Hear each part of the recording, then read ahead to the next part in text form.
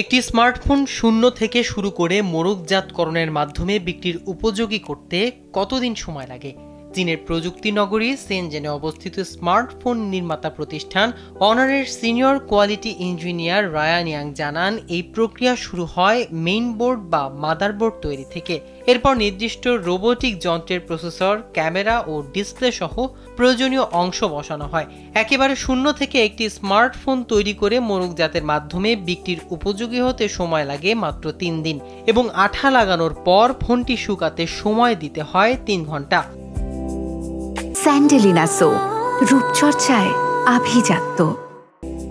কারখানার প্রতিটি 150 মিটার দীর্ঘ উৎপাদন লাইন রোবোটিক যন্ত্রের মাধ্যমে পরিচালিত হয়, যেখানে এক একটা লাইনে 4 থেকে 5 জন মানুষ কাজ করে।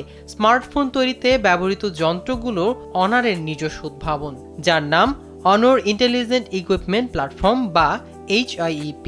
প্রতিটি লাইনে দিনে প্রায় 2000 ফোন তৈরি হয়, আর 20টি লাইন বিশিষ্ট একটি ভবন থেকেই দিনে 40,000 স্মার্টফোন উৎপাদিত হয়।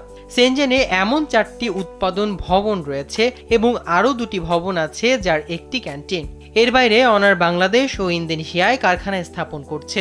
গাজীপুরের হাইটেক পার্কে নির্মাণাধীন কারখানাটি চলতি বছরের মধ্যেই চালু হবে। কারখানার পাশে অবস্থিত অনারের গবেষণা ও উন্নয়ন কেন্দ্রে প্রতি 3 মিনিটে 2টি নতুন পেমেন্ট অর্জিত হয়। এখন পর্যন্ত প্রতিষ্ঠানটি পেয়েছে প্রায় 3 লাখ পেমেন্ট। এখানে স্মার্টফোনগুলো 25,000 বার ড্রপ টেস্ট করা হয়।